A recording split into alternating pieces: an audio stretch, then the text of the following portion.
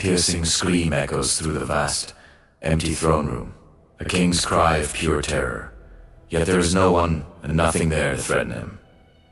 This wasn't a scene from a play. It was the grim reality for some of history's most powerful rulers. Behind the velvet curtains and gilded crowns of Europe's royal courts, a hidden epidemic of mental illness festered, a madness that would topple dynasties and redraw the map of the world. Today, we peeled back the layers of royal propaganda to explore the fragile minds of the monarchs whose insanity shaped our history. From kings who believed they were made of glass, to emperors who declared war on the sea.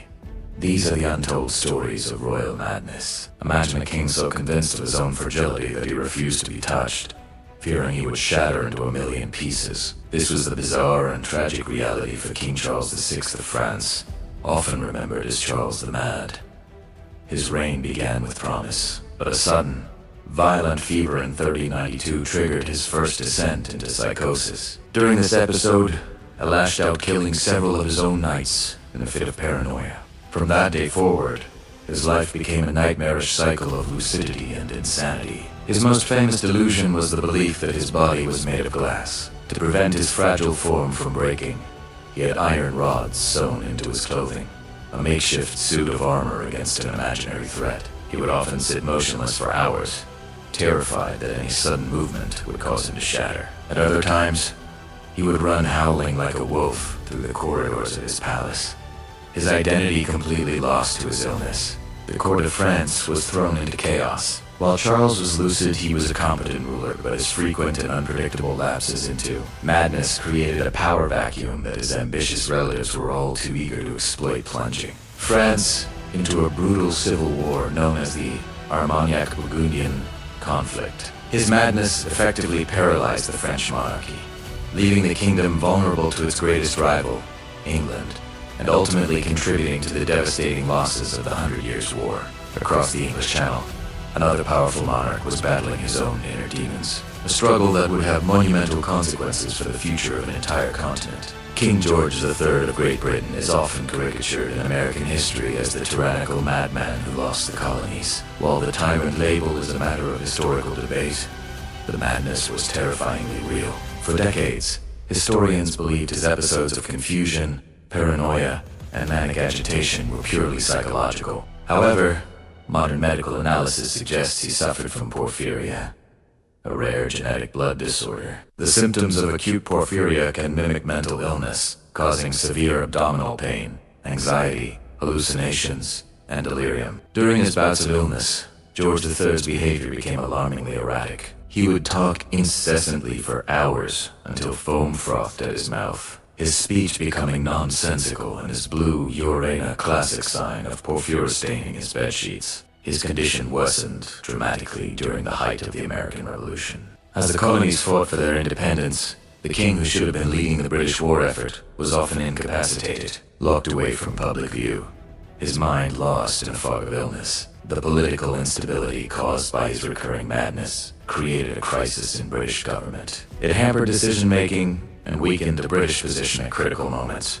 arguably contributing to the strategic failures that led to the loss of the American colonies. The king's illness was a state secret, carefully managed to prevent public panic and to thwart political rivals who saw his incapacity as an opportunity to seize control. Long before the crowned heads of Europe grappled with their sanity, the Roman Empire witnessed one of history's most infamous descents into tyranny. Embodied by the Emperor Caligula, his name has become synonymous with cruelty, decadence, and unhinged power. While early Roman historians may have exaggerated his deeds for political effect, the core of the stories points to a ruler unmoored from reality. Caligula's reign began with popularity, but a severe illness a few months into his rule seemed to change him completely. He emerged a paranoid, megalomaniacal despot. He declared himself a living god, demanding that his subjects worship him. He was accused of incest with his sisters, and of turning the palace into a brothel to raise funds. But perhaps the most enduring symbol of his alleged insanity is the story of his horse. According to the historian Suetonius, Caligula loved the horse so much that he gave him a marble stable, a jeweled collar, and even a house with servants.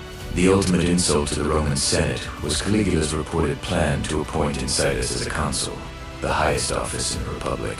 Whether he was truly serious, or if it was a calculated act to humiliate the senators he despised, the story perfectly captures his contempt for tradition and his boundless egomania. Caligula's tyranny was not just a personal failing, it was a systemic threat. His erratic cruelty and wasteful spending destabilized the empire, and his reign came to a bloody end when the Praetorian Guard, the very soldiers meant to protect him, assassinated him, ending his 4-year nightmare of a rule. The seeds of madness were often sown not by chance, but by deliberate dynastic strategy. No family illustrates this more starkly than the Habsburgs, the dynasty that dominated Europe for centuries. Their motto, "Let others wage war, you, happy Austria." Mary reveals their primary tool for expansion: strategic inbreeding. For over 200 years, the Habsburgs systematically married close relatives' uncles to nieces. First cousins too, consolidate their vast territories and keep power within the family. This policy had a visible, and ultimately fatal, genetic consequence. The Habsburg jaw, a severe underbite known as mandibular prognathism, became the family's unfortunate trademark. Portraits of generations of Habsburg rulers show the progressively worsening deformity. But the genetic toll was more than just cosmetic. Charles Egan of Spain, the last of the Spanish Habsburgs, was the tragic culmination of this centuries-long genetic experiment. His family tree was so convoluted that his parents were more closely related than siblings. As a result, Charles was severely disabled, both physically and mentally. He couldn't speak properly until he was 4, couldn't walk until he was 8, and remained childlike and prone to fits of rage his entire life. He was impotent, unable to produce the heir the dynasty so desperately needed. His death in 1700, without an heir, plunged Europe into the devastating War of the Spanish Succession, as other royal houses vied to claim the Spanish throne. The Habsburgs' obsession with pure bloodlines had, in the end, destroyed the very lineage they sought to preserve. In an era where the monarch was the absolute embodiment of the state, the revelation of mental illness was a catastrophic threat. Royal courts became masters of deception, constructing an elaborate foucati of normalcy to hide the king's infirmity. Physicians would issue vague, misleading reports, blaming the monarch's condition on a fever or exhaustion.